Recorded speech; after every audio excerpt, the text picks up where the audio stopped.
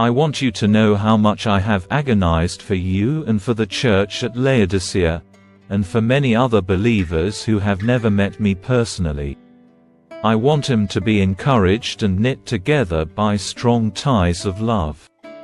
I want them to have complete confidence that they understand God's mysterious plan, which is Christ Himself. In Him lie hidden all the treasures of wisdom and knowledge. I am telling you this so no one will deceive you with well-crafted arguments. For though I am far away from you, my heart is with you. And I rejoice that you are living as you should and that your faith in Christ is strong. And now, just as you accepted Christ Jesus as your Lord, you must continue to follow Him. Let your roots grow down into Him, and let your lives be built on Him. Then your faith will grow strong in the truth you were taught, and you will overflow with thankfulness. Don't let anyone capture you with empty philosophies and high-sounding nonsense that come from human thinking and from the spiritual powers of this world, rather than from Christ. For in Christ lives all the fullness of God in a human body. So you also are complete through your union with Christ, who is the head over every ruler and authority. When you came to Christ, you were circumcised, but not by a physical procedure.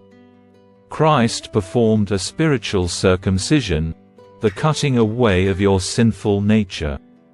For you were buried with Christ when you were baptized, and with Him, you were raised to new life because you trusted the mighty power of God, who raised Christ from the dead.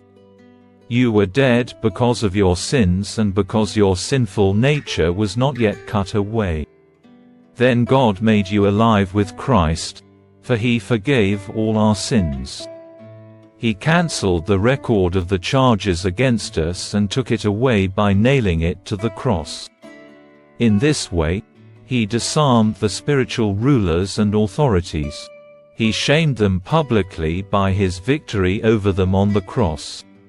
So don't let anyone condemn you for what you eat or drink, or for not celebrating certain holy days or new moon ceremonies or Sabbaths. For these rules are only shadows of the reality yet to come. And Christ Himself is that reality. Don't let anyone condemn you by insisting on pious self-denial or the worship of angels, saying they have had visions about these things.